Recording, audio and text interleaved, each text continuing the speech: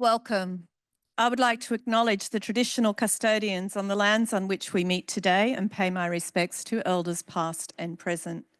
I would also like to extend a special welcome to our Indigenous colleagues who are here with us today. UQ has always been a place of learning and always will be. And this week is to celebrate such learning through our Teaching and Learning Week event. My name's Karen Benson. I'm the Director of the Institute for Teaching and Learning Innovation. And this week we have many events, including discussions around assessment, inclusivity, AI, graduate attributes. We have HEA celebration events and the faculties each hosting an event throughout the week. We look forward to sharing our ideas, your ideas, throughout the sessions and our networking events.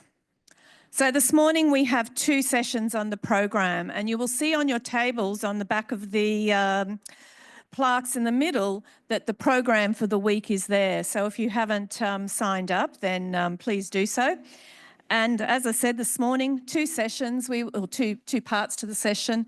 We will start with an opening address from Associate Professor Kerry Bodle, who will be discussing Indigenous culture in business and financial literacy.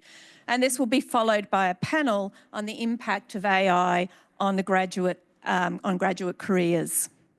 So it is my honour to introduce our keynote speaker, Associate Professor Kerry Bodle. Kerry is an Associate Professor in Griffith University, Department of Accounting, Finance and Economics. She is also the Griffith Business School's Academic Director, Indigenous. Beyond her job title, Kerry is passionate about empowering young Indigenous people to embrace business as a potential career, in Indigenising traditional business education curriculum and in using community-led research to break down barriers to ensure success for Indigenous people, businesses and communities. Her leadership has been transformational. Using storytelling and co-design approaches, she created a pioneering standalone course, bringing about greater understanding of Indigenous history, knowledge and culture across all aspects of Australian business and society. Kerry is committed to breaking down barriers in higher education, widening participation and closing the gap. Her insights and experiences will undoubtedly inspire us all as we celebrate teaching and learning.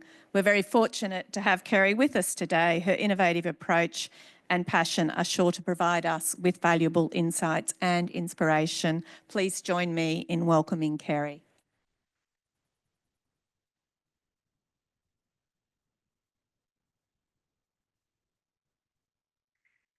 Thank you. So can everybody hear me? Yep. Good morning, and I too would like to acknowledge the traditional custodians and the lands in which we're meeting today, and also pay my respects to elders past, present and emerging.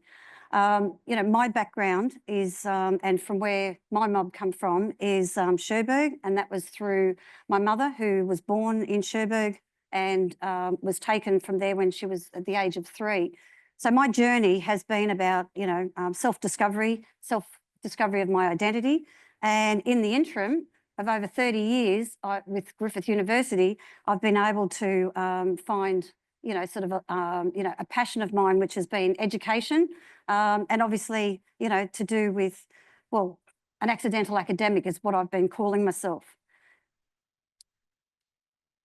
So the topic that I'm talking about today really comes about, and if you can see the photo there in my lovely yellow outfit, it's like a bright sunshine, but it was actually bought for my son's wedding because his favourite colour was yellow.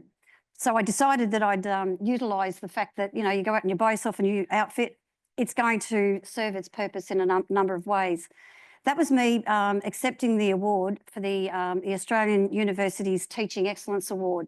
And I was, I actually won the Neville Bonner Award. Now, thank you. And these awards only come about because of a team. You know, we can't do this alone. And honestly, I've got, you know, a few people that have been really significant in my life. And that has, you know, working with some non-Indigenous colleagues who have been champions in the things that I've done. So what I'm going to be speaking about today is really, you know, the end part of my career and how I can, impose on you guys how it's done and how we can work together, and getting some ideas of where that can be transformed into UQ, for example, into your learning and teaching.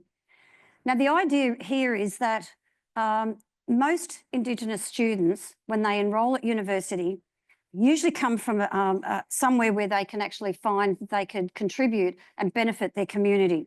It's mostly been around education, health, and in science.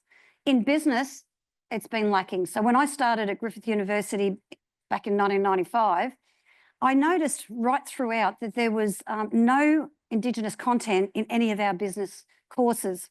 Not that I knew that I was going to make anything out of it or use it, but once I actually finished my PhD in mainstream bankruptcy prediction modelling, that I don't want to talk about that because that'll send you to sleep.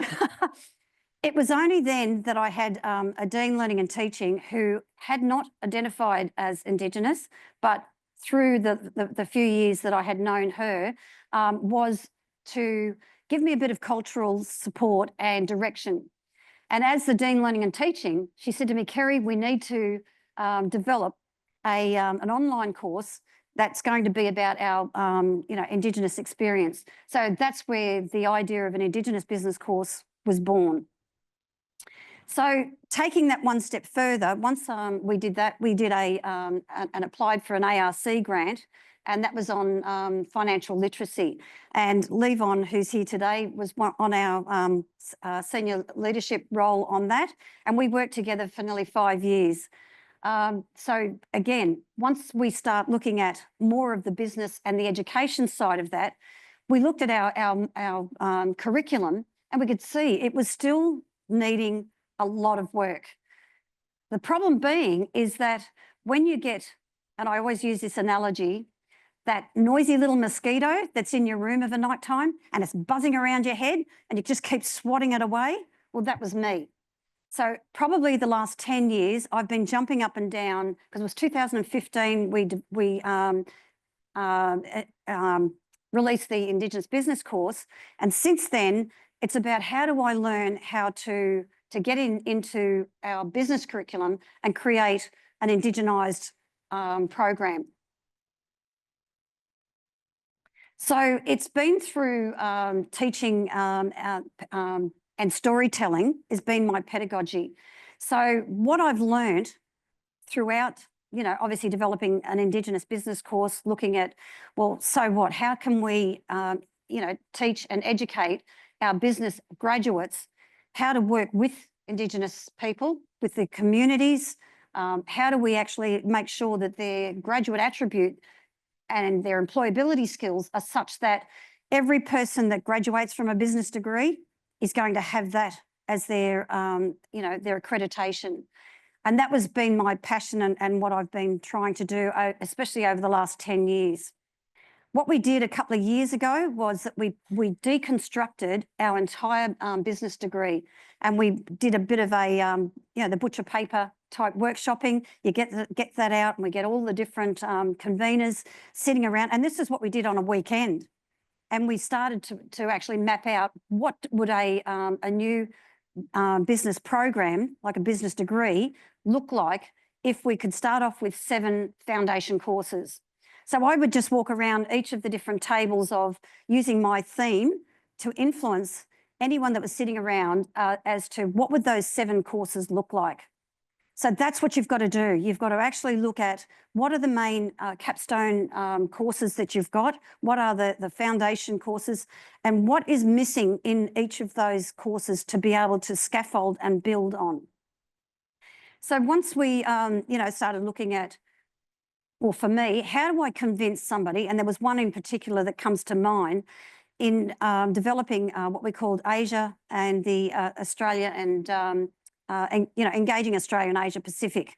So I was able to sit down and deconstruct their course profile, really get into their heads about how it's going to be relevant that we've got the trading that we've done for thousands of years with Asia. That's missing from the curriculum.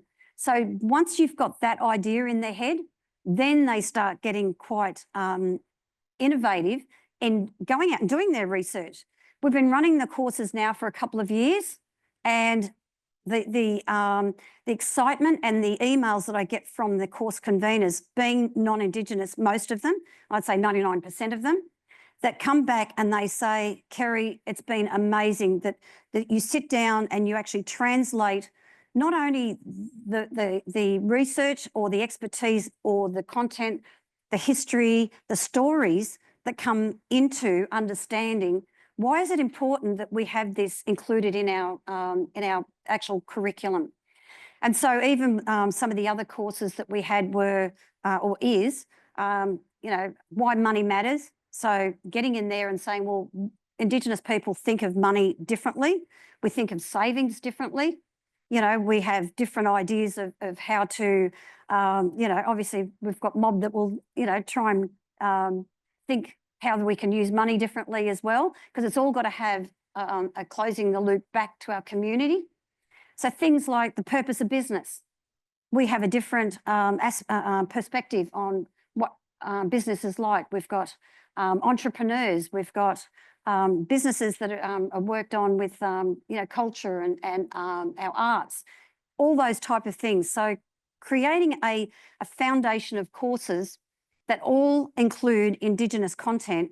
Now we have programs and other courses that still exist, pre-existing courses, where I can sit down with the conveners and say, well, look, if we deconstruct what courses you have, I can tell you where you've got some gaps. So one of the main things that I've looked at is, and obviously I stick with accounting as an example, is that's where my teaching expertise and my PhD has come from. But it is where a lot of the idea of why First Nations people don't normally choose accounting or a business degree. And most of the research will point to that in the past, we've seen, government policies, we've seen different businesses through tax, as being a negative to our community. So through re-education, through the financial literacy, we've been able to say, well, look, you're doing it wrong. It's been a top-down approach that has not worked well. We need to go to community. We need to make sure that we actually develop the ideas of what a community needs and how do we translate that in terminology that is going to be practical, because we have to have that knowing, doing, being in the Indigenous ways of business to understand that. So how do we do it? So at Griffith, we've developed a framing, Indigenous knowledges and perspectives curriculum, and we've got a guide there. And I've been working with Dr. Kerry Hall, who was brought in as the interim Indigenous Dean Learning and Teaching. And so together, I was able to give her almost a portfolio of, here's an exemplar of how we've done it in the business school. And so I said, if you can use that, happy to share it, and I want to be a part of it, because I don't, and this is the key to it, you can't do things in silos. You can't do anything in, where it cannot be connected to the top, executive level of where we're going to design our learning and teaching. So with that, Kerry was able to then, develop the framework that is now being implemented into the sciences. Education wasn't so hard because we've already had education, Indigenous education really working well.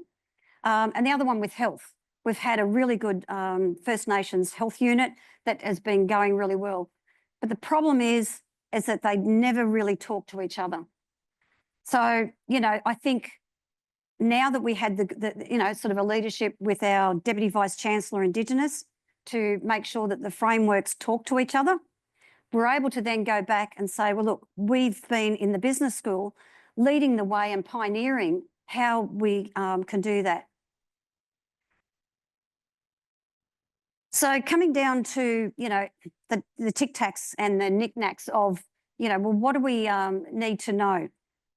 Now, I think that if, as individuals, we know about welcome to country and we know about acknowledgement of country, But I think the problem with a lot of delivery of acknowledgement of country, being a non-Indigenous person wanting to, recognise and pay their respects to the traditional owners and custodians of a land, what we teach and we recommend is to try and personalise it. Now, a lot of people will read it out, and sometimes it can be quite like reading off when you were a kid. You've got your little card and you're reading out just a straight thing. If you're in a teaching mode or you're going out to, presenting, it doesn't take much to try and personalise what, welcoming to country or an acknowledgement of country means to Indigenous people, but how is it, relevant to you?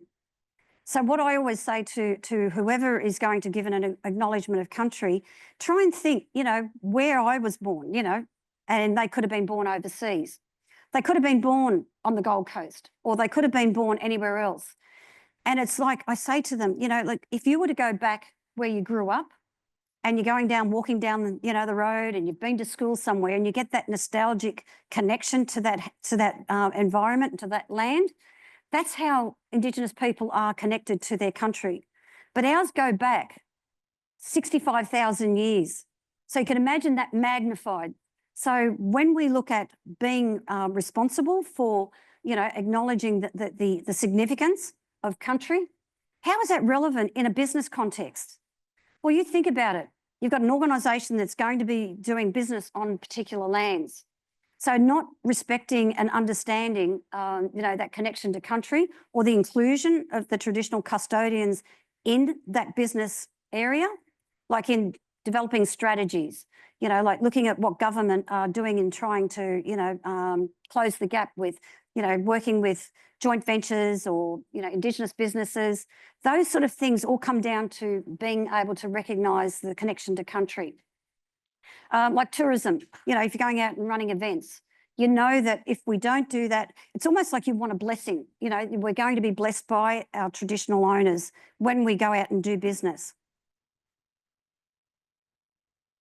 So then when you take it a little bit further, when we're developing our curriculum, we have to make sure that whoever is delivering the content has had some cultural competency training.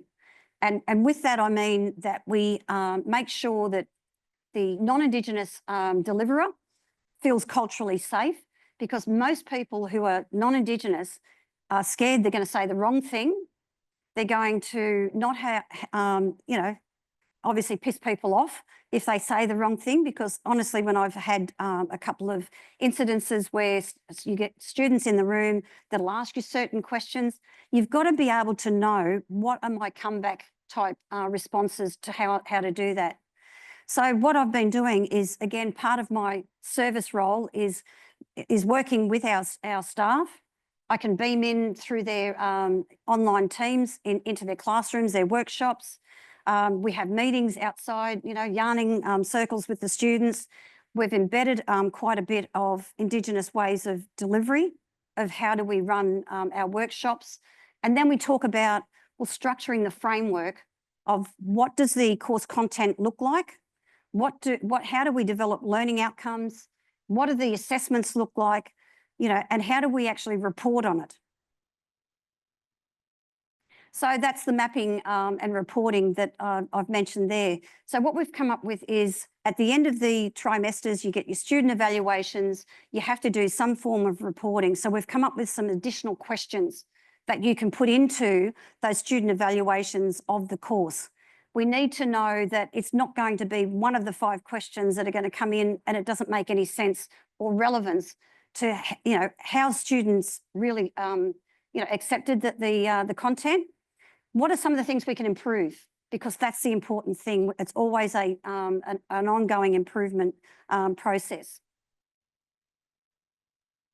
So the learning outcomes, these slides are available through, I've copied them over, so I'm sure that those who are here who want access to them can download them.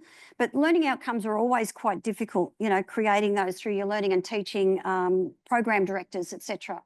So, getting an idea of how do we break these down to areas like Well, communication, which will come up regardless of whether you're in science or business or education. How do we develop the good communication on, you know, Indigenous ways of, you know, discussions and whatever. We also need to know about leadership, governance, workplace, you know, sort of policies. They all have to come up, so you can break them down to a particular learning outcome. Now, together, joining the dots in that, excuse the pun, is that the learning outcomes have to come together so that it actually will be measured through one graduate outcome that the students will achieve once they leave. So you can see that the learning outcomes can be, as I said, communication, respect, social justice, so we're in line with the SDGs. And we also have reflection and humility, cultural and identity. Now, the main thing to, you know, sort of emphasise with teaching courses with the culture in it is to first make sure that students understand where their values and beliefs come from. What is their cultural identity? So that when you start teaching them about anything Indigenous, then they get an understanding of where they are similar or different from their own makeup and culture. So that's the idea of developing a good framework and skeleton of designing particular courses, how they all link together to make a degree program. And so the last couple of slides are about the assessment, because everybody thinks about, well, how am I going to come up with some really good different types of assessment?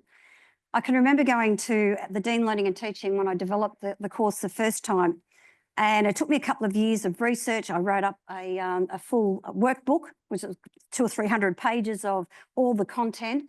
I presented it to her thinking, here's the baby. You know, I thought I'd put heart, soul, everything in it. And she said, oh, Kerry, you can do better than that. And I'm thinking, oh, typically I went in there with, well, I wasn't a learning and teaching expert, but, you know, making it so that it was like midterm exams, like sitting down, invigilated exams, there was quizzes, essays, and that was what I actually developed for the first iteration of the course. Anyway, when I got sent away to come up with different ideas, I went on to reconciliation.org. Now, that has amazing resources, and it's where I got the idea of using a poster. So it, again, reinforced that I use the, you know, the storytelling. I say to the students, you know, you've got this poster idea. I want it to be a two-sided poster, one that you would present in your own culture and perspectives.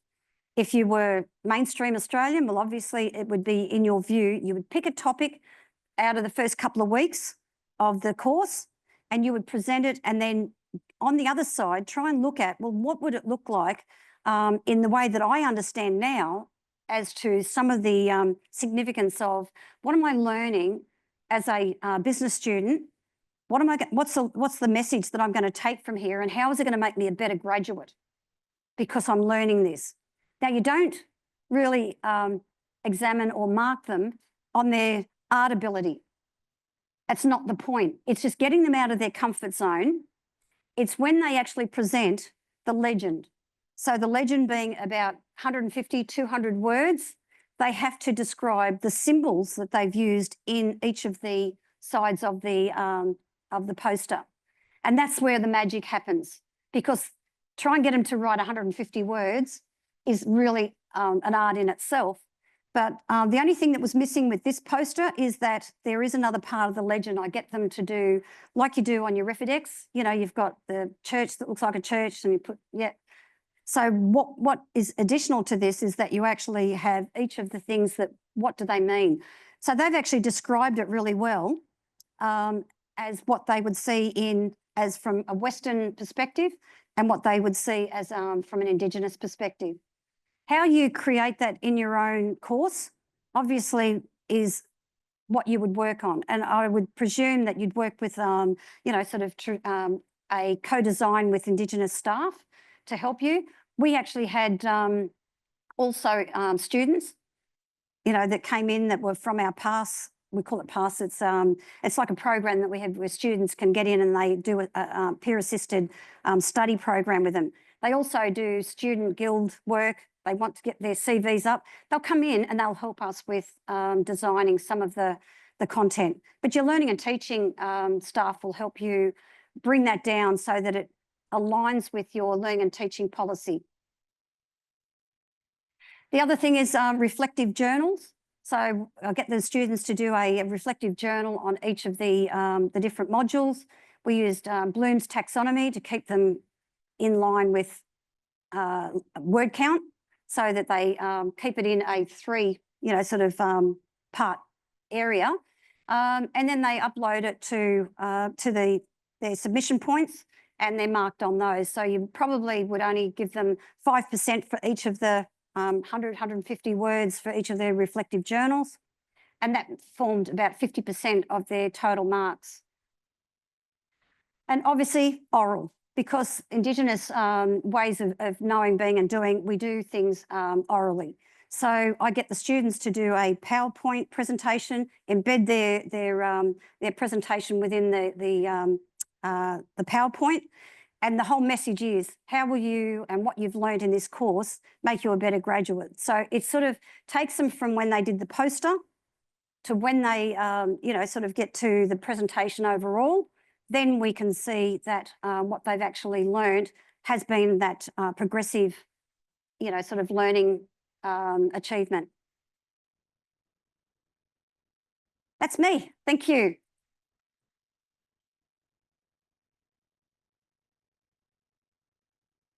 Thank you, Kerry. We now have some time for questions, and I'd like to invite Professor Tracy Bunda to lead the questions section. Just letting you know that the speakers are on in the room, so we should be able to hear questions from the floor. And Zoom participants, please put your questions in chat and we will take it from there. So I'll hand over to Tracy. Thank you. Good morning, everybody. I too would like to acknowledge traditional owners of country, recognising that universities are situated on country and those countries have always been places of learning. Thank you very much, Kerry. Very honoured to have you here as our keynote and commencement for Teaching and Learning Week, and really, really grateful that as somebody coming out of the discipline of business, that you spoke about what is happening over at Griffith University and what you've been developing. And I think it may have allayed some anxiety for many of the faculty within business who may have been grappling with how to Indigenise curriculum. So we'll open it up to the floor if there's questions. That was sort of a bit of a hint, family. People from business ask questions. Hi, Lydia.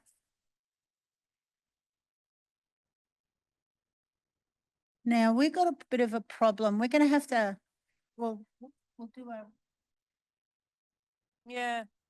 So picking up, we'll wander. You did say that though, didn't you, Karen? You did say that. It's on. Okay. So once again, thank you. And that was a fabulous talk. And I've got so many questions, but amazing work, and so pleased to see that you were recognised. Congratulations, well deserved. So my question is about the developing the cultural competency, and my friend Dino over here will tell you that we are trying to engage our students on a journey. And so I was very interested in your last point when you talked about the progressive learning. And so you've given us those 3 points. Do you sort of push those across the student's journey through their degree programs? I'm just interested in this. It's never a one point in time, but it's a developing learning. Thank you. Yeah, I think the cultural competency for the staff or the conveners who are teaching the courses, and even across the entire staff at Griffith, is that we started off and we've got the AATSIS modules. There's also the SBS modules that were uploaded. We got, obviously license codes to be able to do that. It's not mandatory. So we haven't had a great success rate with it, as in, I mean, we're slowly getting them. But what we've done with Kerry Hall and the DVC Indigenous office is developing cultural competency workshops. And so what Kerry does is go around to different staff, and then we have these workshops for 2 hours where we'll just talk about, any burning questions that we have. What if I want to, sort of teach in this particular area? What are some of the things that I'm adverse to, and what are some of the things that could go wrong? And what we do then is, have those training sessions in the workshops. We also have developed an embedding Indigenous curriculum workshops as well. So we have Indigenous staff that actually man those and run them. So I've done a few where I've done presentations in these workshops, so that when we have this, the staff coming in, they can do it on Teams or face-to-face. So that's the sort of thing that we do. But we look at what is relevant, not just to one, like the business school. This is for all staff, because you can't really develop a cultural competency just for one sector. So yeah, that's the hardest part, is having it as a tiered down approach so everyone will pick it up. Like, I think it should be like our health and safety. If you want your promotions, and if you want, to make sure that your staff are culturally capable, it's not necessarily just, we need to make it specific to Aboriginal and Torres Strait Islander, but we're all diverse in our cultures anyway. So it's about making sure everyone is educated and feeling culturally safe, especially in light of, current things with our referendum and things that we might go through that are hot topics at the moment. I hope I answered your question. Kerry, we do have the IAPS's cultural modules here at university, and you're not compelled, but you're required to be able to do the first 2 of those modules. But I think you and Lydia have opened up something that we need to give more thought to. How do we measure, when a student is actually competent? I think that's a really important question going forward in terms of building, next generation citizens as well.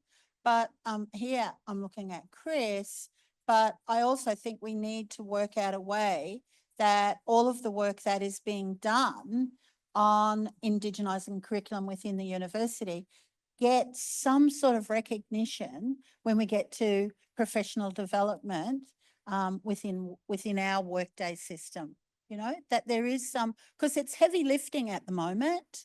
We're doing it for the next generation academics, and they'll be able to pick up on our work. But the work that we're doing at the moment, we are starting from scratch. No GO8 here. I'm talking babies. All right? Greg. Can I just add before you ask the question, is that, or make a statement, though, in that reporting, through your student evaluations, if you don't add questions in there, you'll never know how they're going or progressing. And there's tracking. And there's also tracking on the cultural competency of the staff. We put it through our training modules. So when they go through their staff portal and you register to do that course, it actually is put onto your record, so you can track it. Thank you. Such an inspiring story. Very, very useful to see very specific tactics to do this sort of work. My question's very specifically about the point you made about acknowledgement.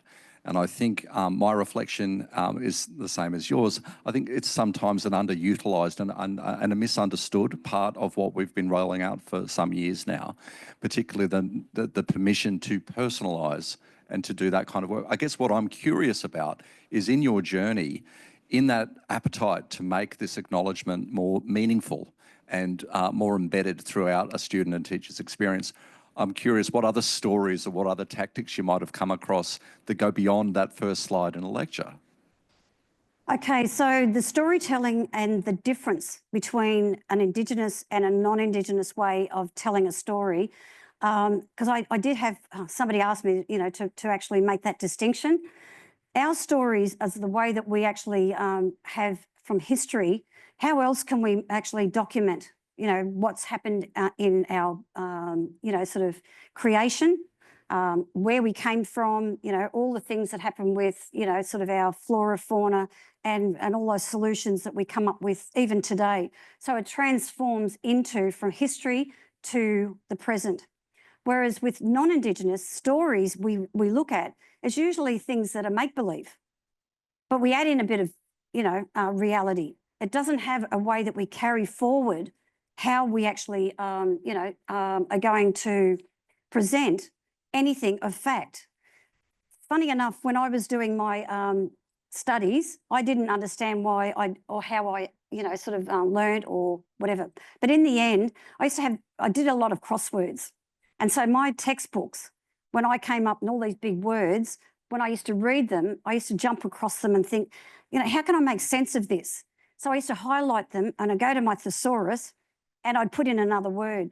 So the long story is that, in non-Indigenous ways of reading and learning, we actually have a lot of, in our textbooks, for example. Well, I used to jump to those because that made more interest. I understood how you can apply things. So that's a lesson that you can use when you're trying to do and transform the way you teach. In storytelling is jump to the interesting things. You've got some stuff in your arsenal about how can I make this interesting? What went on with a particular organisation I might have worked for? Where is some of those little things that you've come up with that got you interested? Bring those stories into the classroom. That's the way to look at more an Indigenous way of, connecting and engaging with a student. Question down the center. Thanks, Tyler. Hi, Kerry. How are you? Tyler from the business faculty.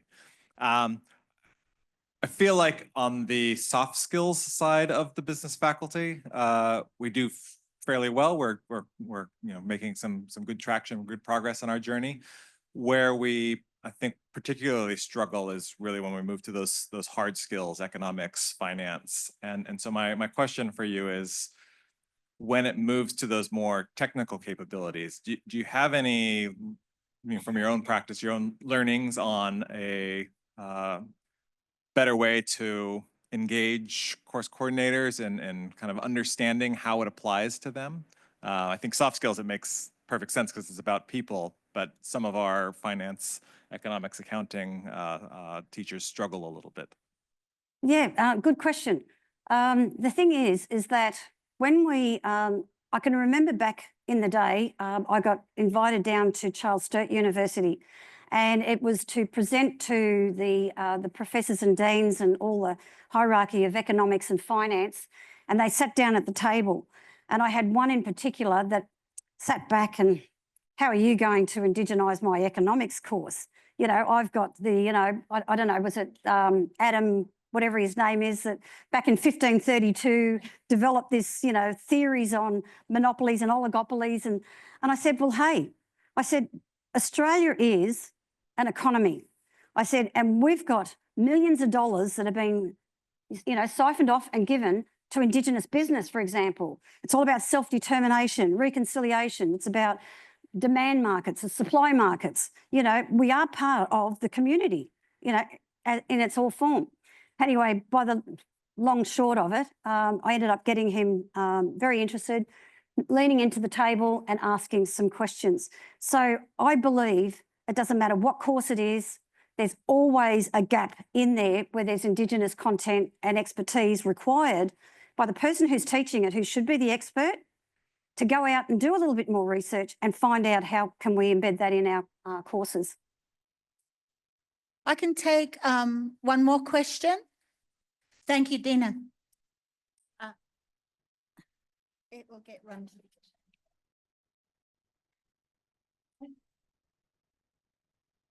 Hi, my name's Dino. I've just come back from a meeting where we talked a lot about the importance of pedagogy and the experience of teaching rather than the content.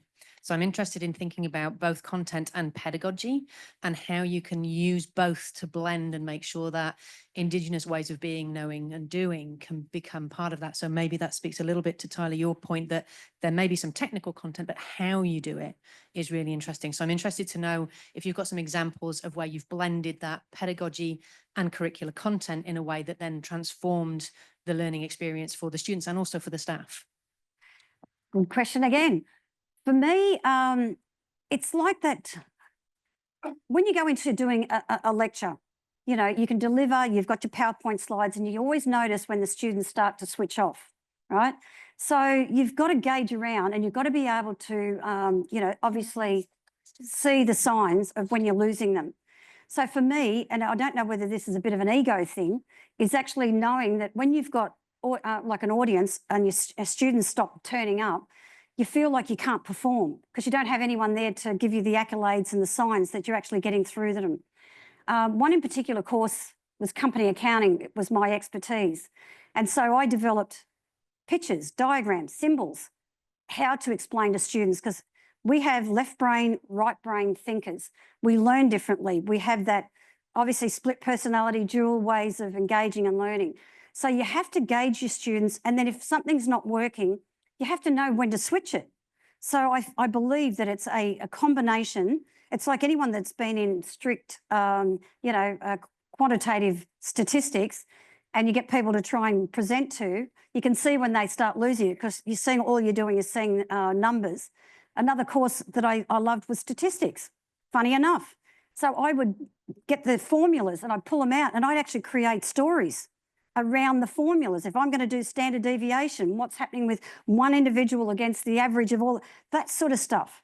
That's, to me, is the pedagogy of being able to adapt and customise in an Indigenous way of you know, delivery and engaging your students so that you know that they're learning. And getting them a little bit of a reflective listening is the other thing, because you don't know what they don't know until they actually start to recite that back to you. So teaching them a little bit of that in a communication part of the course. Thanks, Tina. Kerry, I just want to draw your attention. There's a question online and it's about cultural load and the best way to be able to acknowledge the work of Indigenous staff who are assisting in this and being able to reward those staff. Do you have any comments about that? I do. Because as I said, as that noisy mosquito, I did a lot of my extra curricular activities that were never included in my work profile and in my performance reviews. And I used to always get told by my academic supervisor, Kerry, cut it down, you're doing this, you've got to stay on target. But I said, well, why can't you just, my 20% that I had, can I have 10% of that designed just for Indigenous service load? Well, that went on and on and on. And it was in 2019, I actually went to our Vice Chancellor and I said, can you create a new role for me that I want it to be about what I can do for the business school that's going to be all about Indigenous, you know, leadership. And they thought about it and I got it. I got 40% assigned to me for that. And that's where I've been able to obviously springboard that to doing that. But there's many others that do a lot of it and it's not recognised. And I think that every time you have somebody who identifies or is included in doing the work, it should be factored into their service load and recognised. Mm. And remuneration is really important as well. It's a conversation that was raised in the green paper, now the white paper, about how do we actually pay correctly. So if we have elders on campus, are we going to pay an elder a casual rate at level 8? No, I don't think so. So, you know, that's a conversation. We need to be able to build that infrastructure here at University of Queensland. Can I ask you to join me in thanking Kerry yet again for great presentation today and great conversation in the question time. And Kerry's gonna be here for a little bit longer, folks, and you can come up and ask Kerry some more questions. So thank you again, Kerry. Thanks. Here, Kerry, look, we got a big bunch of flowers for you. Thank you. Thank you very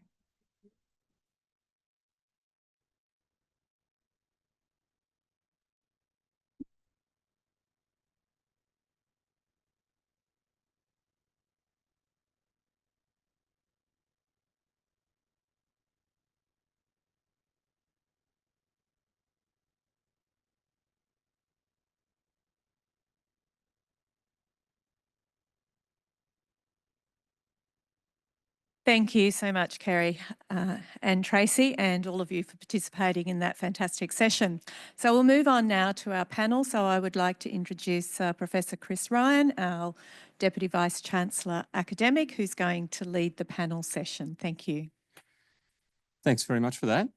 Now, I'd like to start by acknowledging the traditional owners of the lands on which we meet today. Kerry, what a remarkable presentation. And thank you very much for the learnings that you have shared with us today. And Tracy also, message received and understood on a few of those topics that I know were directed towards this end of the room in particular, so that I can do my part as we all play our individual roles in supporting cultural competency for all of our graduates and support ourselves in lifting our capabilities in that space. So it's a really, really important piece. And something that we have taken a number of notes down from your presentation. And thank you also for suggesting that we can share this more broadly across the university. We really appreciate that. Thank you. I'm going to ask my panelists to come up. There's chairs here. I know you're already sitting down, but come on and sit up here. I'm going to introduce you as you're coming up. So come on up and sit down. I'm going to steal this chair. Now we're shifting a little bit the conversation now. We know that AI has been that watchword for a long time, but very much in the last couple of years. Yeah. And so the question for this panel will be the impact of AI on graduate careers. But I think we can speak a bit more generally than that when we ask, what is it that we anticipate our graduates are contributing to the broader community? Yeah. So we're so excited to have a fantastic panel. Now, I'm going to start from my left. We've got Joshua Grice, and after graduating as school captain and Ducks, hang on, you were Ducks? Wow, of Brisbane Grammar School, Joshua pursued a dual degree in economics and arts as a Vice Chancellor Scholar at the University of Queensland. Joshua has since gained experience in economic research, consulting and public policy through work with leading think tanks and consultancies, contributing to client reports, co-authoring research papers, and engaging with government and media stakeholders. Next to Josh is John. Hi, John. John and I were talking earlier, so I warn you, I've got an engineering background, and John, you've sort of got straight into the engineering world, as I understand it. A senior software developer, data scientist, and mathematician at Watercom. Strong background in mathematics, physics and data science. John has 10 years of experience in the water industry and has worked in research, development, modelling and analysis roles. Now, the entertaining part, though, I think, is the next bit that I started reading. I'm hoping you're comfortable with me. Yeah, okay. Yeah, okay. Yeah. So in addition, John's a stand-up comedian and uses data science to win the family footing tipping competition. You could, yeah. But more importantly, John, you've volunteered in the UQ's Wonder of Science initiative, which is, of course, an educational program that fosters STEM culture in young students. And then Claire, hi, welcome. Experienced communications professional working in the fields of insurance, technology, financial services, motoring, energy, rail, and marine industries. And your skills, as I understand it, are in crisis management, media, corporate communications, management, and social media. A huge raft of skills that we rely on across the community. Ladies and gentlemen, this is our panel. Please make them welcome. Okay, now, Claire, I'm going to hand the microphone to Claire to start with, and we'll work our way backwards. Claire, I've given a bit of an introduction to you, but perhaps not one that really talks about what day-to-day life is like for you. Are you able to give me just a sense of what you do on a day-to-day life, but also what's something that you studied and a fond memory that you had of your study here at UQ? Definitely. So, I think it's on. is it on? Yeah, it's on. Okay, beautiful. Sounds so quiet here. So I graduated from UQ in 2018 from a Bachelor of Communications, majoring in PR. I went immediately into a corporate communications agency where, it was really thrown into the deep end. I think over the course of my degree, we had one media release that we had to write and we had 6 weeks to do it. It was part of an assessment. My first day on the job, I had to write 3 in 45 minutes. So it was, we had to make up all the quotes. I was like, oh, where's the client's quotes? And they're like, we make them up. And I was like, oh, okay. So it was very much like a baptism by fire experience working in agency and being able to apply everything that I'd learned theoretically and transform that into results for my clients.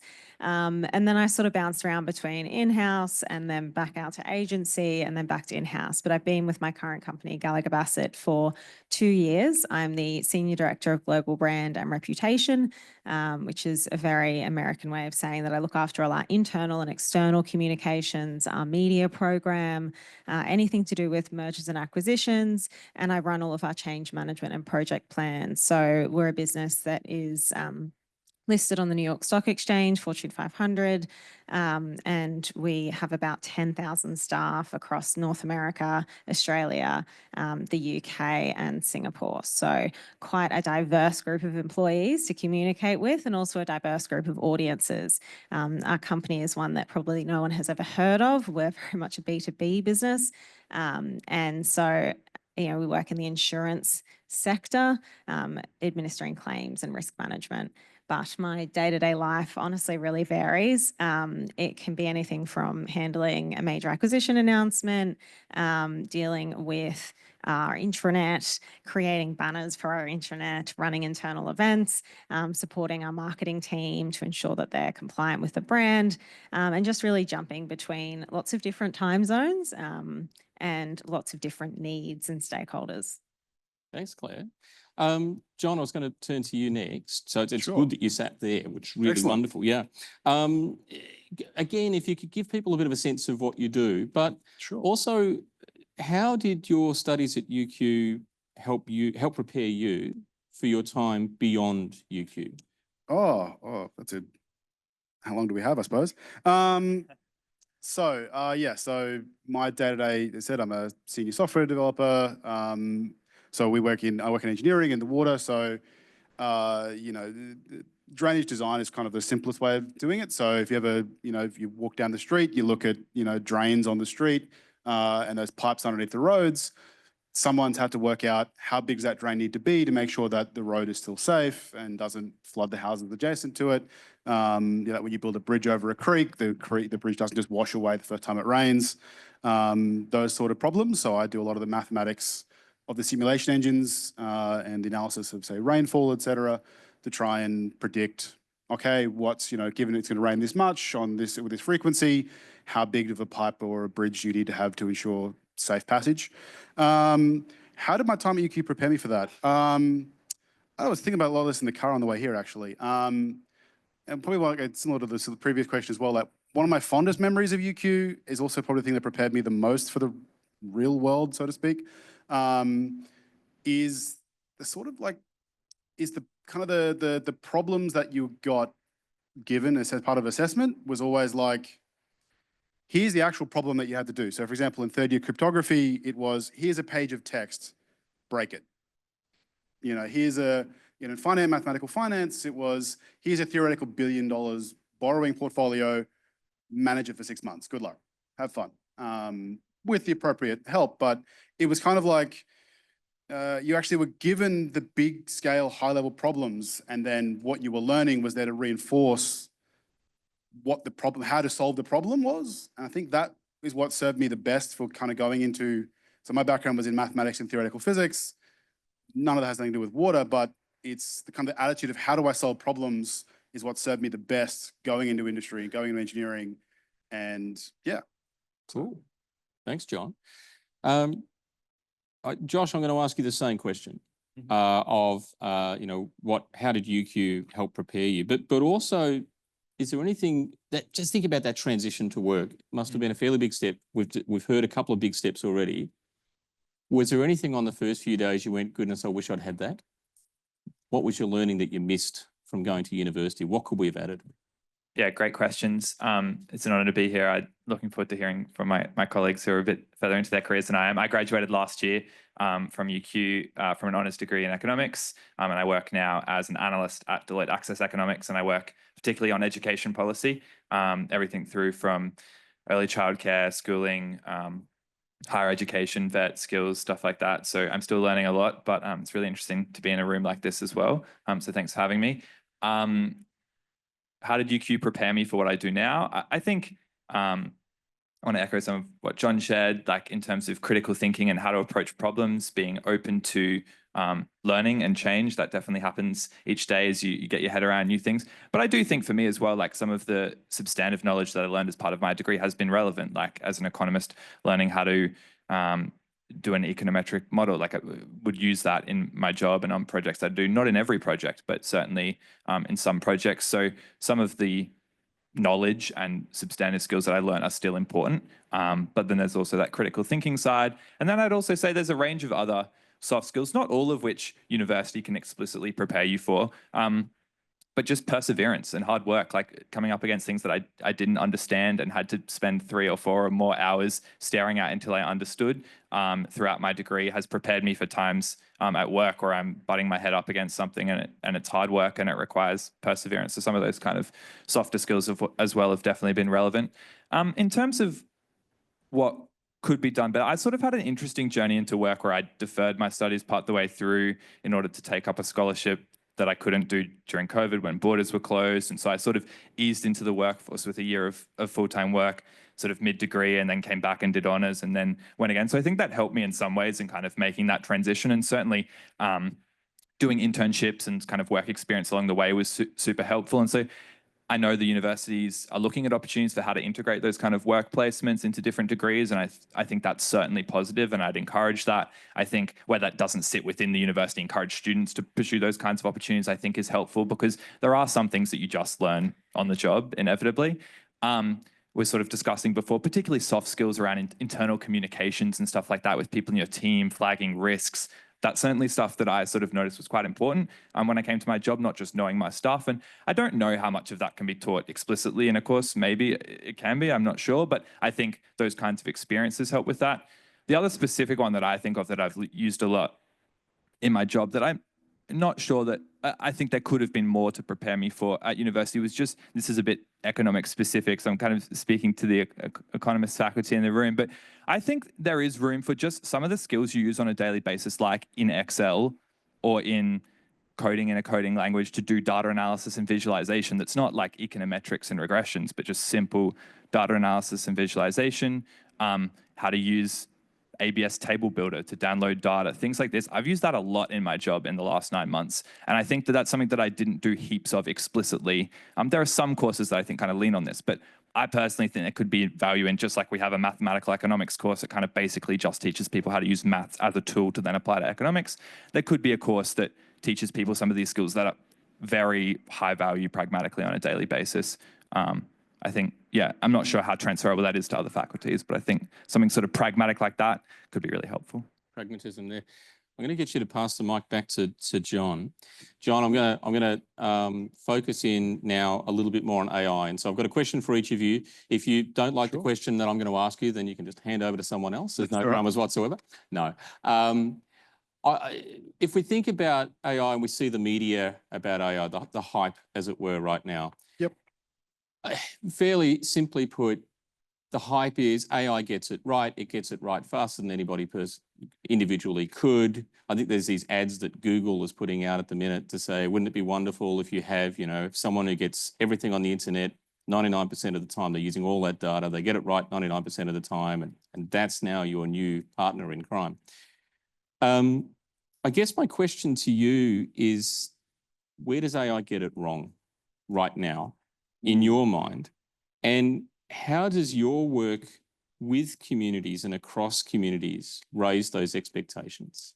Yeah, that's a good one. That's a great question. And something that I have had a lot of conversations about with a lot of different people. So I guess there's a great quote by the creator of C++, who describes, the advantage of using C++ is that, which I think applies to AI kind of nicely, is it's a lot harder to shoot yourself in the foot but when you do, you blow your whole leg off. And that's sort of AI, is that like, it gets it right 80, 90% of the time, first time, it gets you a lot of the way there. The problem is if you don't know what you're doing, that last 10% is going to either bankrupt you or get you like front page news next week for like getting hacked or something. So yeah, and so there was a great post, I think someone did a thread on Twitter the other day where they deployed they got AI to help them deploy a brand new software as a service website. It was fantastic. It was so much faster. They got it done in like 2 days. And then 2 days later, their whole website and IP got banned permanently because it was part of like some Russian botnet. Because they left a single port open that the AI had put in there, didn't realize that gave them shell access and just complete control of the entire site and everything. So lucky they didn't lose any personal data, but still not a great outcome. So like I said, 80, 90% of the time on the most common stuff that, if you got that wrong, you would never even get off the ground or do anything. Like, if you struggle to open, if you don't know how to open Excel, you can't do a lot of damage. But if you open Excel and put something that looks really good, but gives catastrophically terrible outcomes if you implement it, that's the subtle distinction I think that AI gets wrong. It's those edge cases that if you miss one, if you don't critically think about what it's telling you to do, that's where you kind of need to make sure you need to look very critically hard at what's going on and what the answers it's giving you. Because if you get it wrong, like I said, it can go very catastrophically wrong very fast. And if you're not experienced, you'll have no idea why it even went wrong. And that's a key question, isn't it? About if you don't understand what it's doing. And I guess that's the key point. Yeah. Do you want to just expand a little bit on that? Because this then starts to talk about, well, how do we talk about AI in our own teaching? Yeah, and that's it. So I think it's like I said, like, I've used it myself to kind of like, spin up a website. Like, I'm not a huge web developer. So I was like, how would I make a website with this sort of things and describe it? And it can write beautiful looking websites and do almost everything for me. But when it comes to actually deploying it and things like that, and actually putting it out on the web in a safe way, that's the distinction where it's sort of like, look, it'll just get things right most of the time, but if it's wrong, why is it wrong? And I suppose I've had a lot of discussion about this in the water industry, because you see a lot of companies these days are using artificial intelligence or methods similar to it to make predictions and decisions about flooding, about real-time decision-making in terms of the water networks or critical infrastructure. And the question I always have is, well, if it's going to give the wrong answer, why does it give you the wrong answer? Because especially in water, when things go wrong, there's a good chance you'll be able to sit in front of a judge or a royal commission about why things are going wrong. And you just is your answer going to be, the magic machine told me so? Like, how do you defend that?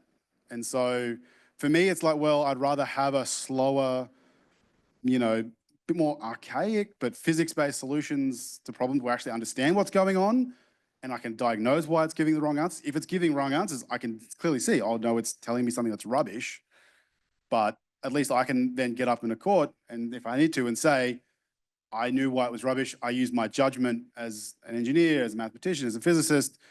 This is why I gave that answer, rather than just magic machine went ping and therefore thousands of people died. Like, or you poison the water supply or something like that. So I think there's great power. It's awesome. And like I said, but if you're a young graduate or young student, you need to make sure that you understand kind of what you're doing first. Then you can use the tool to enhance you as an extension as a tool, not just, it's not like, if you're a builder, you wouldn't just blindly close your eyes and let the hammer choose where to hammer. You've got to use your skill, use your training, use it as a tool, not just to put all your faith in the machine. I love it. Claire, I've got a question for you. And by the way, before we get to you, Claire, there was a subtle Monty Python reference there, which I thought was great, which was the machine that goes ping. But I love how you're bringing a few decades together there. That's good. Claire, looking at communications, it sounds like, I'm now hearing what you said on a daily basis that you do, and I'm sitting there skilled in crisis management, media, corporate community, and I'm sort of thinking about the crisis management and the communications and the sense that I'm sure everybody in the room has done at a time or other, which is to take AI or ChatGPT or another tool and say, there's an email I really don't want to have to write. You get me started, I'm going to go with it from there. Look, I'm sure you see a wide variety of needs across your clientele. what do they rely on from you and what do they rely on from AI at this point? Yeah, definitely. I think that the piece for us in the comms industry and is what our clients and my stakeholders rely on me for is that expertise. It's to your point of, if I just had ChatGPT or Copilot write the internal email from the CEO and I just hit send, it would contain numerous factual inaccuracies. It wouldn't be the right tone of voice. It wouldn't be true to how he wants to speak. And it's that level of expertise and knowledge of the business. And definitely to your point around being able to like do your own homework first before you then ask a device to make it easier for you. Several years ago, I had to learn how to code.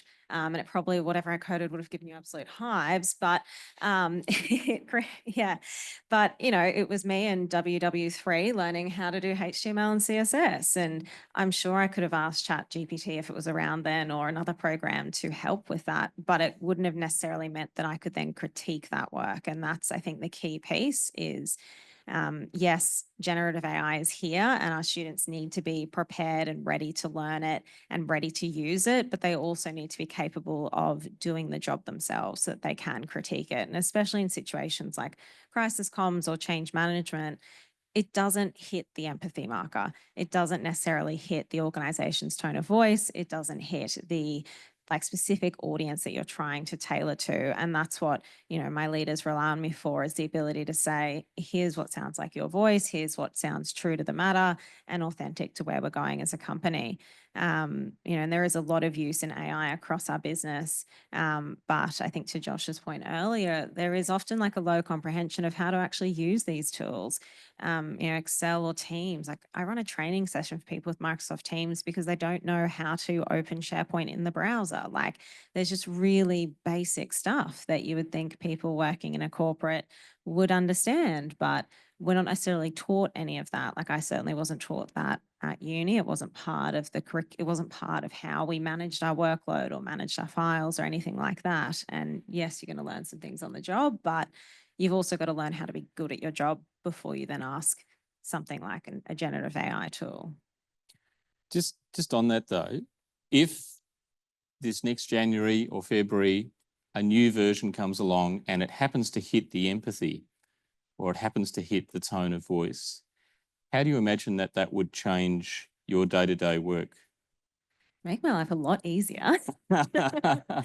Yeah, it would definitely mean that I wouldn't have to be in so many bloody meetings. But yeah, I think it would be something that I would still want to critique. There's definitely that fear, and I get the fear of AI is going to come in, and what's the point of having a writer or a communicator if there's something that's a lot cheaper can do it for you?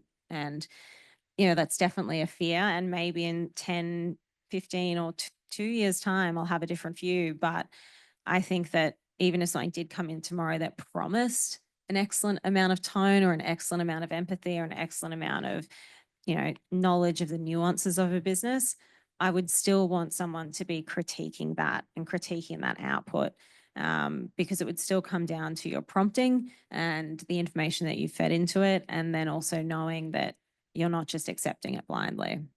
Yeah, brilliant. Thank you. Josh, I had a question for you. Now, we were talking just before, and you mentioned that you do a bit of coding now. You mentioned just up here that you do some analysis as well. So similar question to you. What does the use of AI look like for you today in your day-to-day life? Yeah, sure.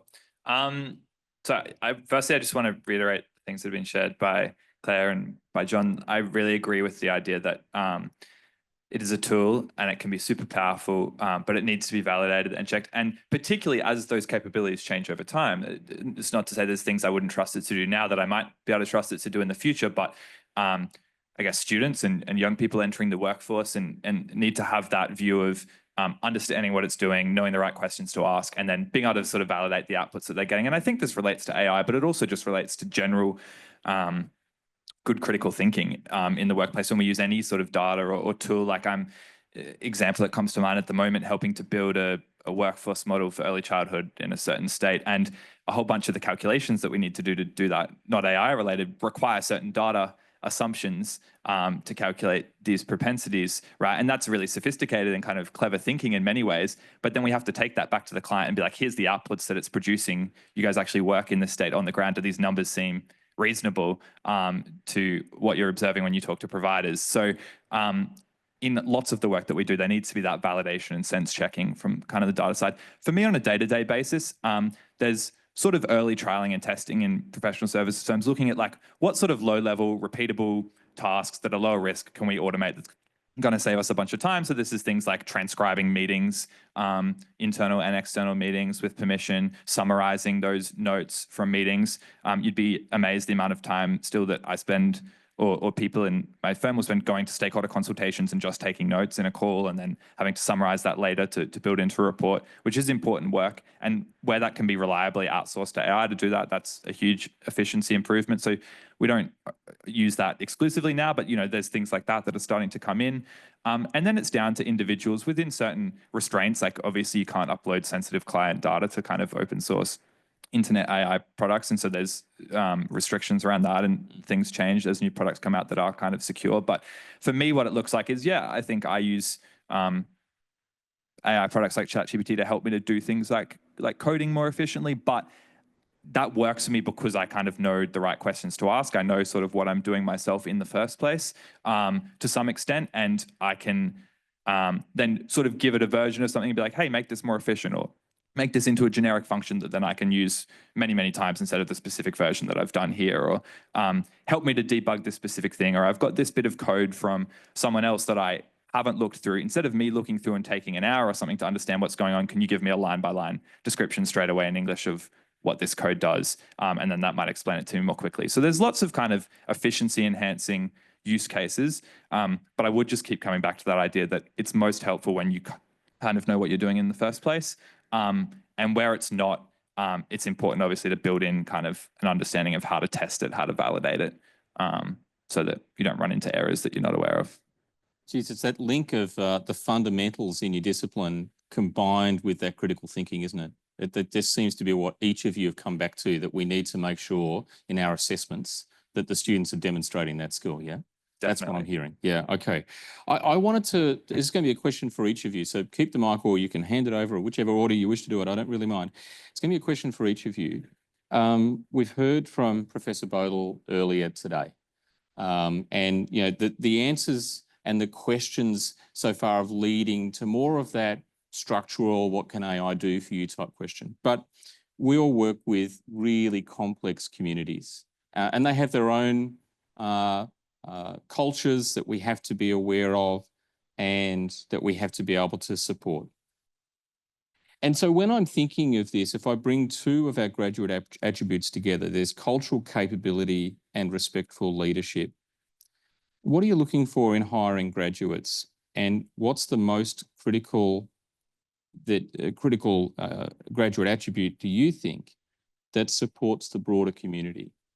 So hard question, so happy to. I don't hire many graduates, so I might maybe start with some of these guys and then I'll see if I can think of anything to add. Do you want to go first? I've asked a hard question.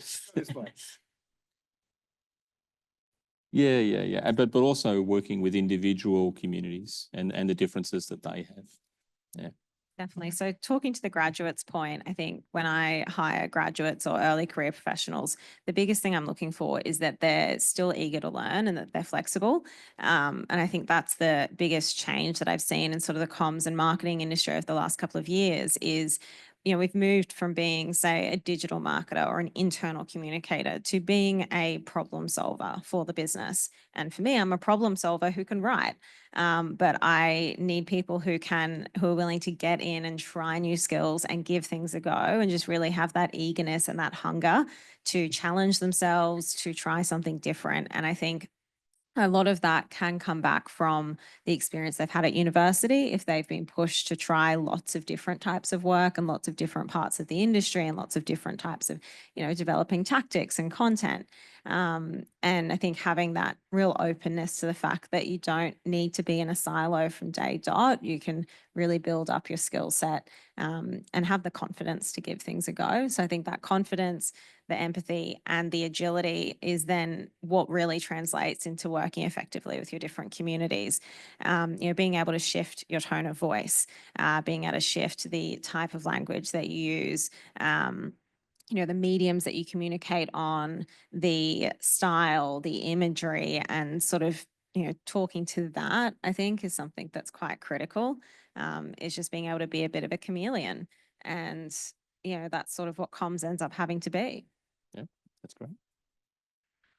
Yes, I think that's just kind of read out some of your points. Yeah, so I think we had a graduate just recently, and it was like, I remember asked a lot of people, what should I be looking for? How would I even go about hiring someone like, a graduate role? And I think the biggest thing that kind of really stuck out to me was find someone who is curious about things, curious to learn. It's an attitude I've always tried to take. I had at uni, I took it into my professional life. Be curious about big problems, be curious about the way things are done, why they're always done that way. And then in, as you said, to other cultures, like, what is it like to be in that culture? What is it like to be a woman in engineering, say? And that having that sort of curious mindset can unlock some pretty deep insights that, even large organizations spending lots of money trying to investigate certain things will potentially miss just by having open, honest conversations with people by being curious. So there's a story there if you want to talk more about it later on. So there's that, and then back to Claire's point. Thanks for being a problem solver. So being able to, I give you a problem, whether you're trained in maths, communication, economics, how you look at the world. It shouldn't, that's great that you bring your perspective to it. Ultimately, as a from a business perspective, we want to solve problems, and people are going to pay us to solve problems in new, exciting, creative ways, whether that be engineering problems, economic problems, people management problems, social management problems, cultural problems. Having that different perspectives, but ultimately be able to solve a problem and present possible solutions. That's the kind of the key thing we're looking for. You've mentioned something there. I just want to turn back, and you said we can come back to it. Sure. So I'm coming back to it. That's right. And that's that sense of almost an uncomfortableness that you're comfortable with. Is what I got from that. So if you got something you can sort of add to look, that? I mean, so there was when I first started with engineering. There's like, it's interesting being like a man in engineering. I don't know, maybe it's just because I'm bald or what. There's like sexism is still rife in the world, unfortunately. So there's definitely some parts of engineering can be a hell of a boys' club. So it's interesting kind of watching that and seeing that there and what it looks like and perceptions of the world of women in engineering. But chatting to women in engineering, and it's like, that they've got partners and everything, and sure, they may be paid the same, but for example, when the kids get sick, they're still expected to take time off to look after the kids. As soon as the kids get sick, wife has to go home all of a sudden, and so her career sort of suffers a little bit for that. So I was lucky enough to be part of like the gender diversity platform when I was in an engineering company. My first couple of engineering companies I was a member or employee of, and some of the first things I proposed was like, well, why don't have a policy where like, if you're a bloke, be the first to take leave. Like when the kids get sick, you take the day off to look after the sick kids, rather than expecting your wife, who's probably on the same level as you anyway, because probably met an engineering company or something, to do the same. So having those sort of honest conversations can kind of come up with a different problem. Like, well, we want to achieve better equality in engineering.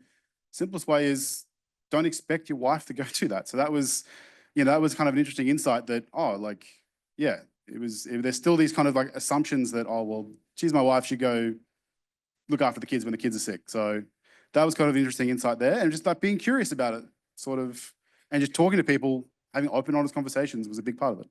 Brilliant. Thank you. Yeah. So just on the gender piece, I think that's a really fascinating experience that you've had. And it's something that, communications is a female dominated field, but we are also the fluffy girls who make things pretty. And that's definitely an attitude that I left university and thought, oh, that's all done. We're all sorted and we've got equality, and we don't. I've had very challenging experiences in the last 5-6 years, and as a woman in the workforce, and especially now as a woman in leadership, I'm 28 years old. I'm almost 2 decades younger than the rest of my executives. Like I'm 5 foot, you know, I don't have a very imposing presence, and it's really challenging. And I've had to come up with a bunch of hurdles to be heard and have my voice heard and be treated with respect at work and to be treated with dignity. I always remember very early on in my consulting career, we were doing some work for a senator, and we went along to film a video for him at his office, and it was me and my other female co-worker, and we brought our intern who was a male. And this senator would only talk to the male. He'd only make eye contact with the male, only talk to him, was so interested in him, wouldn't like even acknowledge the 2 people who are actually doing the work. And that's something that I think can be really hard for people to stand up for themselves and to, you know, be that person. But it's also really great to hear and to have leaders of other genders who are standing up for you and are noticing that and saying, hey, why is it assumed that your wife is going to go home? You know, why is it assumed that, you know, you don't need to go home and make dinner and do all the rest of it? So yeah, it's something that I think will require a lot of action from other like non-female counterparts. But it's definitely something that I suppose we weren't really conscious of at uni.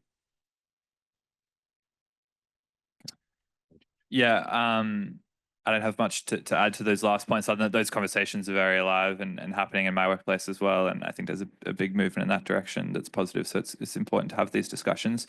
In terms of graduates, yeah, I don't want to be too unoriginal, but I think what I've seen as a new starter at my workplace is that the types of skills that are most valued is kind of maybe to draw these 2 things together, that balance of being curious and asking questions, but also having the initiative to solve problems where it's kind of low-hanging fruit, and you can take the initiative and at least make some progress there.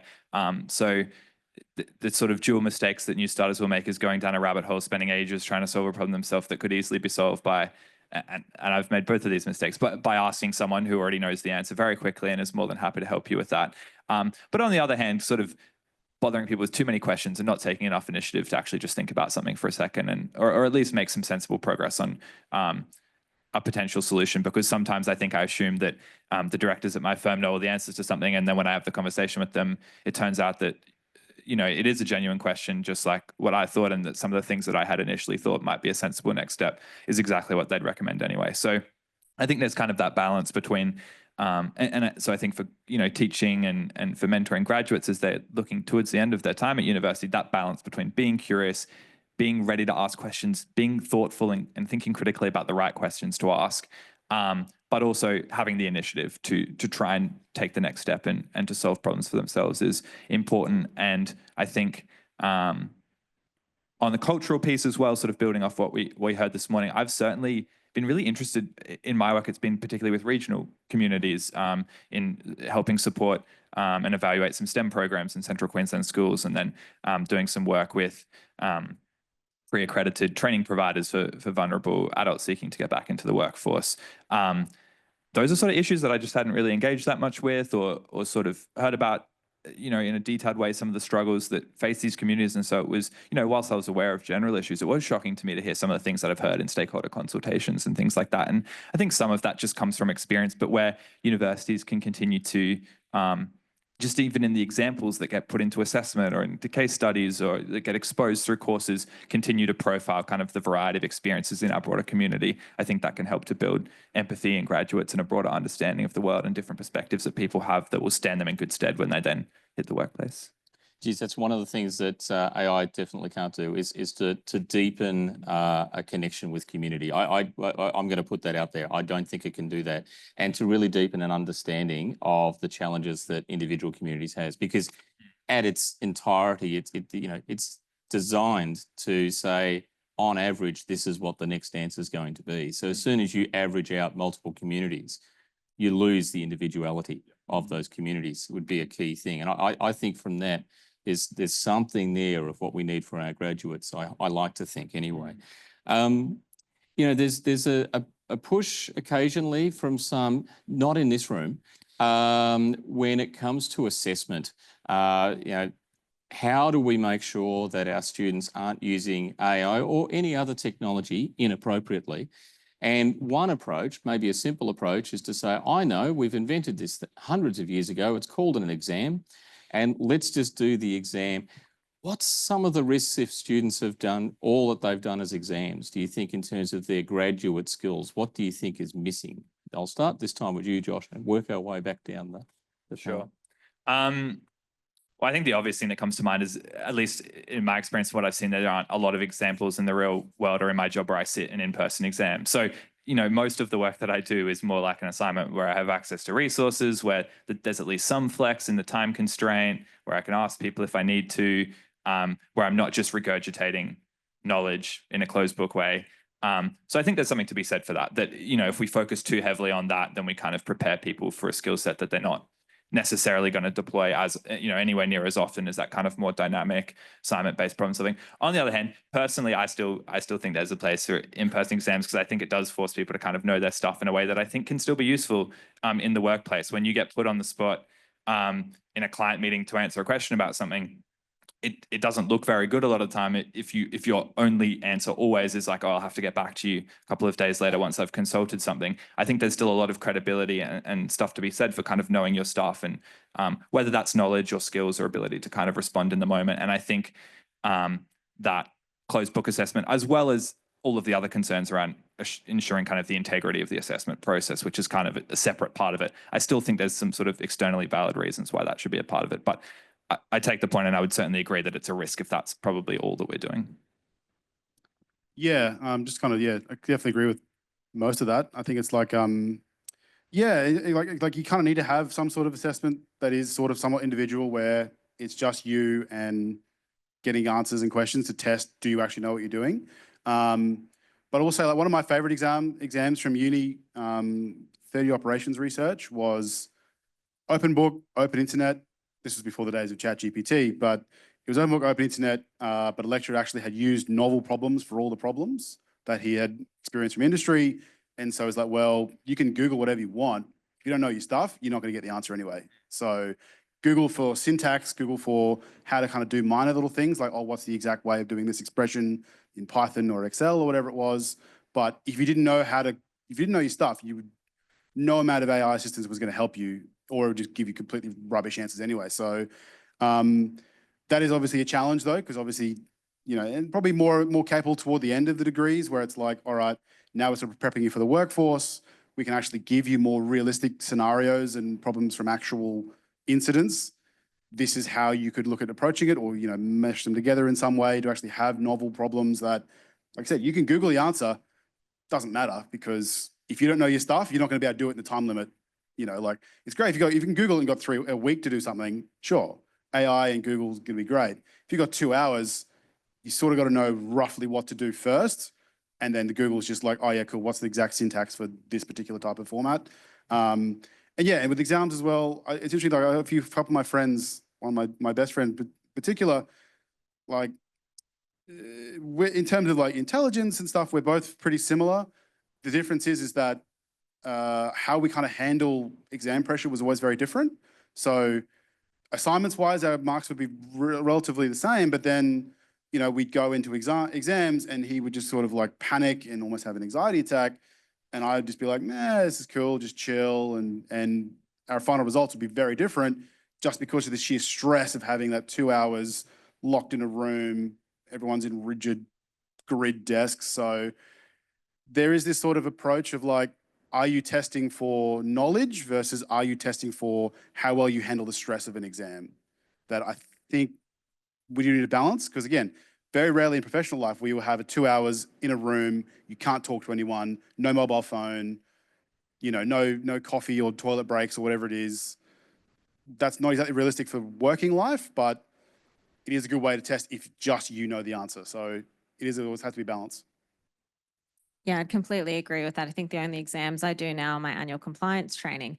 But when we're at university, I mean, comms had very little exams, but when they did, it was definitely to that point of, it was how much can you memorize and then how much can you regurgitate that in an exam, which honestly, I can't even remember the exams that I did. I remember one of them was for RIT 2000 and it was about grammar. And I think I was just so stressed out by the whole exam that I'm probably far better at grammar now than I ever was during that course. And I don't think I learned a heck of a lot because it was so rules based, which didn't suit my learning style. But that practical example, I think that's where it comes into effect. Like my fondest memory of UQ was in third year. They have a subject about issues in crisis management.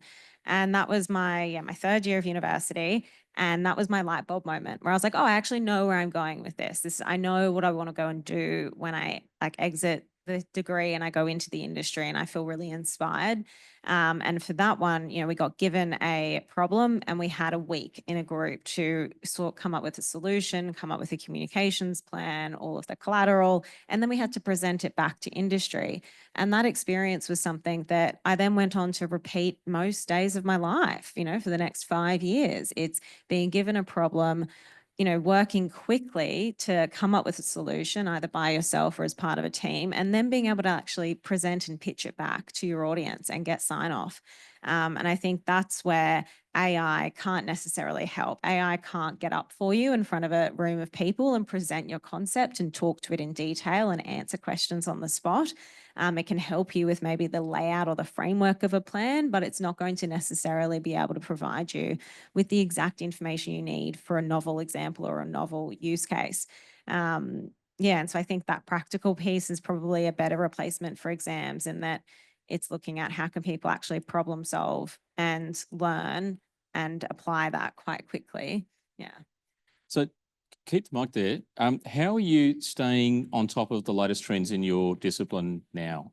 Because all I hear is that things are moving faster and faster and faster. And yeah, there's some guardrails out there that have always been the same, I think. But yes, there's lots of different ideas. How do you stay ahead? Honestly, Google. I Google stuff all the time, like every day. And that's been one good thing for ChatGPT. If I'm feeling like particularly, if I've got too much on my plate and I just want like a new framework or a new plan, I'll just ask it, give me like 8 different change management plan frameworks, and it'll spit out what all my headings need to be. And I can then go and actually play around with that. But it's Google, it's talking to colleagues in other businesses or peers, and it's LinkedIn as well. There's a lot of content out there and there's so much that it can be very overwhelming. But yeah, that's probably it really, is just heading straight to Google. Reasonable, yeah. Yeah, pretty similar. LinkedIn, Google, following, various influencers or people on tech, on Twitter, on YouTube. I'm a humongous nerd, so for me, I'm always sort of reading things on Reddit or watching extra stuff on YouTube about the latest trends or, the latest thing that's popped up or reviews of other articles or whatever it is. That helps me sort of keep relevant, even just through like learning lots of little things that just sort of park in the back of my memory. It's like, oh, that's good to know. Oh, they just discovered this, and oh, that's handy to have. And then you never know when that may pop up down the road. Like, just talking points like, oh, hey, look, there's this algorithm that someone discovered 3 years ago. I just sort of vaguely remember it. Let's go Google it. Oh, yep, cool, it's there. This is what it is. And if we need it, then we go and do the more in-depth research. But sort of having that high level, at least knowing things are out there, that if you need to draw on them, you can, even if you're not going a deep dive on every new technology that pops up because you don't know if it's going to take off or not. But knowing of its existence is probably better than being completely surprised. Cool. I totally agree with all of that. Maybe I'll add another one, which I'm sure these guys would agree as well. Maybe I'm a bit old-fashioned, but I just love talking to people. So, there's so many people at my work that just have so much knowledge. Even people who are sort of new starters like me of different disciplines or things that they did their thesis on or studied or looked into for another project, but particularly those who've been there for a while and have seen, a vast array of different projects or done other things in their career. So I'd love to organize times to have a coffee catch up with someone if I know they know something about a particular area and just pepper them with questions. Or at my workplace, we kind of have regular rhythms of sub-practices that work on schooling policy or on early childhood that'll meet up once a month or once every 6 weeks and just have an hour long where a couple of people come and present things that have, what did the new PC report say about this? Or, kind of stay on top of what's happening in our industry as it more tightly relates to sort of specifically what we're doing. So I found that really helpful, and I'm sure those kinds of forums are available in a lot of workplaces. And so I'd obviously be encouraging graduates to think about that as they move into the workplace. How do they especially if they're not sort of formally set up like that, how do they tap into the people around them who've been there for ages and know a lot? And the only other thing I'd say is, as it sort of pertains to university, I don't know what the solution to this is, and maybe this was just a me problem that I didn't lean into this enough when I was a student, but something I sort of think about in hindsight is that there are so many professors at the university who have insane sort of knowledge about so many different areas that I probably didn't tap into enough, going and catching up with faculty members to chat to them about, their areas of interest. And so I'm not sure how that looks in different faculties, but where there's opportunities for students to engage with faculty, even sort of less formally outside of the formal courses, to learn more from them about different areas. Maybe that's sort of on the students to take the initiative. And I know some of my colleagues probably did that much better than me, but maybe that's another thing for people to think about, to kind of get into the habit of kind of broadening your horizons and staying on top of issues, tapping into the expertise of others. Yeah. Yeah, you can add to that, of course. Yeah, so when I went through uni, I was really privileged to go be part of a program called Advanced Studies in Science. And a couple of the really cool features of that program was the fact that they would have, like, every week they'd have like a lunchtime seminar where a different professor would come in and talk about their research, as well as being part of a cohort of very different types of science. So I think at the time this was back in the Faculty of Biological and Chemical Sciences, so I was the token maths and physics guy. But they had lots of different variety of people from ecology, from chemistry, from biology. Hugh Possingham gave a talk there about, mathematical ecology. And so you just got exposed to this variety of different things from all different sorts of walks of science and everywhere else, which was engineering, and that was fantastic. But also then you got that communication with people afterwards, and people got to share their excitement for various topics too. And that sort of rubs off on you. Like, if someone else is really passionate about a certain topic, even if you're not familiar with that topic, you sort of get excited too and can learn a bit more. And so that osmosis sort of gets shared. So I don't know what happened to that program. I'm not sure if you kept it or not, but there's probably some learnings there around, like, how do you create that sort of like environment of like shared excitement, shared learning, and just sharing different cool things that are going on, because you never know what sort of, and like a lot of that information that I kind of just learned from my colleagues and friends at the time, that sort of served me well when I changed jobs several times. It was like, oh, cool. I know a bit about, how biology works and the inner workings of cells, which applied to wastewater. I know a bit about chemistry because we need to do this type of stuff. So from friends who are chemists. And so that sort of stuff, you don't know where it's going to be useful later in life, but just having it sort of the back of your memory from those shared experiences can just do you wonders down the road. So my last question, before we're going to take a couple of questions from the floor, is a bit of a deeply personal one. So just have a think about it for a second as I'm asking it. We all around the room here today will have someone in our lives, a teacher in our lives who's been a great mentor, someone who we've just gone, geez, that person has been fantastic. And I was wondering whether you'd be kind enough to share who that was for you. And what was it? Might have been just a moment in time. It might have been something a bit broader than that, to really, that you reflect on, that you want to be able to pass on to the next generation, that you want to be part of. And just share that with us. I'd be really, really keen to hear your thoughts. Yeah, so. Just before I answer that question specifically, I wanted to sort of make a general comment that I thought of off the back of this sort of in conclusion, which is to say, I think there's like my takeaway from my university experience was that I had a great time, that I learned a lot, and that I was really well prepared to go into the workplace. So I kind of want that to be part of sort of my overarching message as well. While we don't want to be complacent, and there's this trade-off between thinking about what should we change and how should we improve, and maybe there's some insights of what we shared that sort of get those thoughts going. I think we can also sometimes change for change's sake, and I want to reinforce that there's, from my experience, I had a great time, and there's lots that the university is doing right, to prepare people as future graduates. In terms of who had a big impact on me, one that comes to mind sort of from my economics background was my high school economics teacher. I kind of ended up doing economics at uni partly because I had such a great time studying it in high school. I didn't know up until pretty late what I wanted to do at university, but I had such a great experience, in high school economics over those 2 years that made me really interested in the discipline of understanding how people think and how they make choices, and how that can be applied to explain so much of what happens in our world and help to equip us in so many ways to make our world better. There's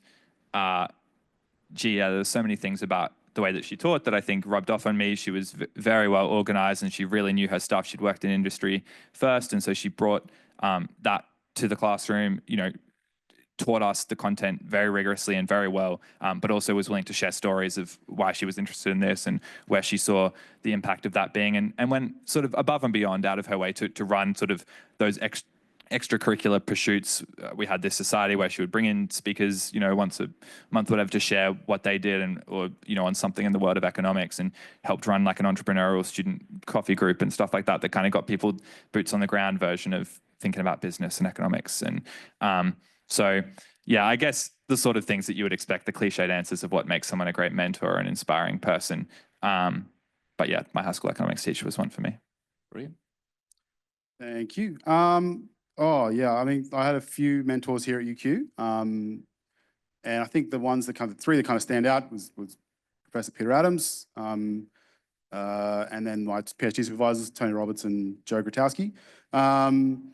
I think they're great, they're fantastic mentors in different ways. I know Peter Adams especially was, not only was he just, a great mathematician and helped, kind of foster that as well, but also kind of made sure that there was kind of grew as a person a lot here. Because when I was 16 when I finished high school, so, I was quite young and stupid when I first came to uni, and sort of, needed a lot of growing up to do during my time here. And so he sort of helped foster that as well and gave good advice and, made sure that me and the kind of, I guess it was like a group of us, we all sort of flocked to him a bit. Made sure we didn't kind of go off the rails too much when we were here. Almost did, as Kelly may remember. Yeah, and then my supervisors, they were great in the sense that they just pushed me really hard to basically be as good of a scientist and a mathematician as I could possibly be.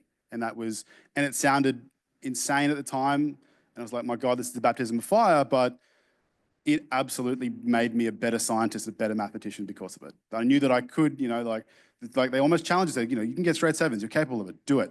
Why aren't you doing it? So that type of, bit of tough love, but pushed me to the limit.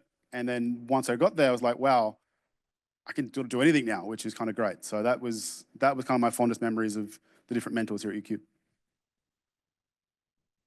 I think for me, my biggest mentor when I was at EQ was Dr. Caro, who ran a lot of our courses in the Bachelor of Comms. And I think what made the real impact for me was that she believed in me. She, really helped connect me with right people in the industry. And she believed that I was capable of going and putting myself out there and trying to get jobs and internships and putting myself forward. And was just someone who was always there when I, had a question or needed help or didn't know where to go next. And yeah, she's been someone that I've stayed loosely in touch with over the years because I just know that she has such a good balance of both the academic side and then the work side. And I think that's been really crucial in a comms industry perspective. And then I think the other piece for me is, it was more of a manager relationship than a mentor, but, my manager that I had in one of my in-house jobs is my guiding light for any decision I make. And I caught up with her for brunch the other day and I told her, I was like, I always think, what would Lucinda do? She's someone who's, taught me how to be a manager that's kind and caring and compassionate and can put their people first and back their people. And those are all things that you're not going to learn in uni, but it's really crucial to find people like that out in the workplace, who can be that sort of guiding light for you of, what's going to, make a difference in your career. Thank you. Thanks to the three of you. Now, Karen, I might get you to help me out. Just got a few minutes now if there's any questions, and I know we're between questions and lunch, so I do understand that there might be just one or two questions, but is there any questions that anyone has, thinking new graduates just, or alumni, forgive me, just here, who might be able to give us a sense of things that we could be doing better here at UQ? Dino.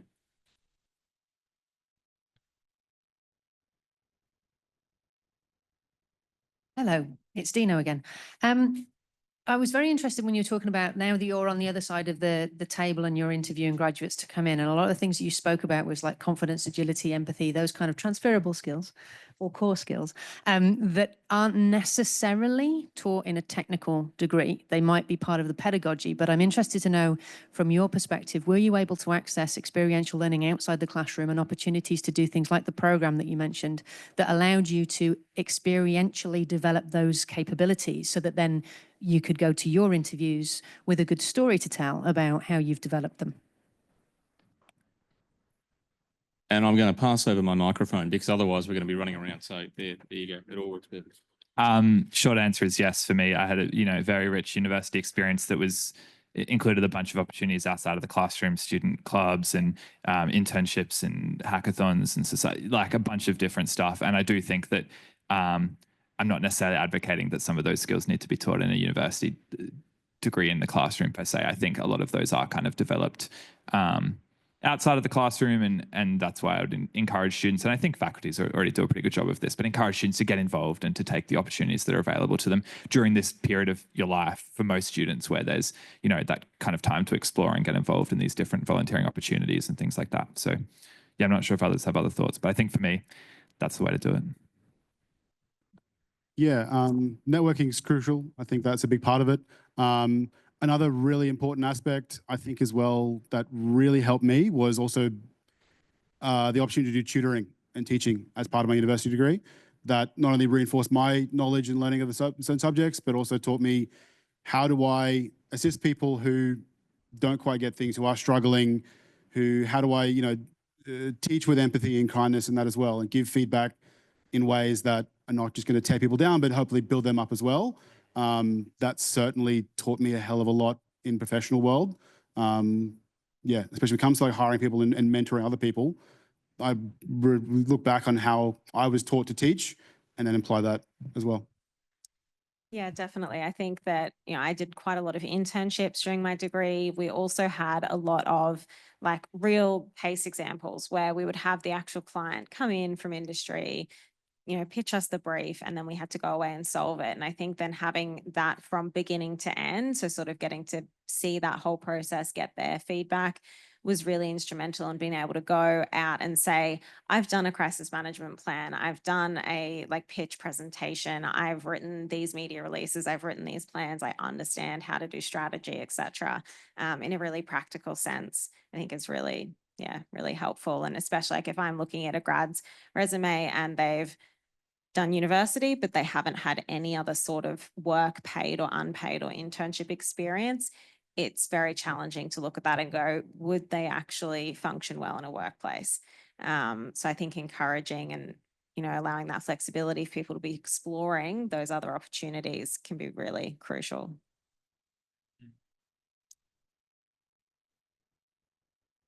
We've got one more question over there. So we're going to take one last question.